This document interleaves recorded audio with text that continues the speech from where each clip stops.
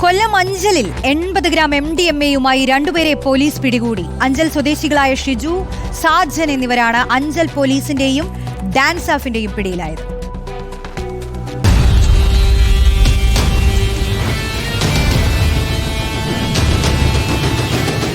പ്രദേശത്ത് ലഹരി ഉപയോഗവും വിൽപ്പനയും വർദ്ധിച്ചുവരുന്നുവെന്ന അഞ്ചൽ പ്രദേശവാസികൾ നൽകിയ പരാതിയിൽ പോലീസ് നിരീക്ഷണത്തിലായിരുന്നു പിടിയിലായവർ. അഞ്ചൽ ബൈപ്പാസിൽ വെച്ച് ഓട്ടോറിക്ഷയിൽ വന്ന ഷിജുവിനെ 4 ഗ്രാം MDMA-യുമായി പോലീസ് പിടികൂടുകയായിരുന്നു. ഓട്ടോയിൽ ഒളിപ്പിച്ച നിലയിലായിരുന്നു MDMA.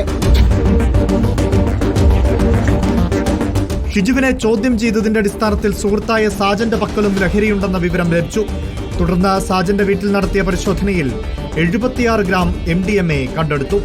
ബാംഗ്ലൂരിൽ നിന്ന് കൊണ്ടുവന്ന ഒരാൾ തനിക്ക് 100 ഗ്രാം MDMA നൽകിയെന്നാണ് ഷിജു പോലീസിനോട് പറഞ്ഞത്.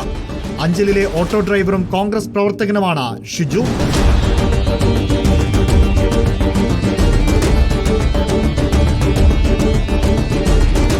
$3 ലക്ഷത്തോളം വില വരുന്ന MDMA-യാണ് പിടികൂടിയതെന്ന് പോലീസ് അറിയിച്ചു. ഷിജുവിനെ സാജൻ താമസിക്കുന്ന ഏറത്തെ വീട്ടിലെത്തിച്ച് തെളിവെടുപ്പ് നടത്തി. പ്രതികളെ അറസ്റ്റ് രേഖപ്പെടുത്തി കോടതിയിൽ ഹാജരാക്കി. റിപ്പോർട്ടർ കൊല്ലം.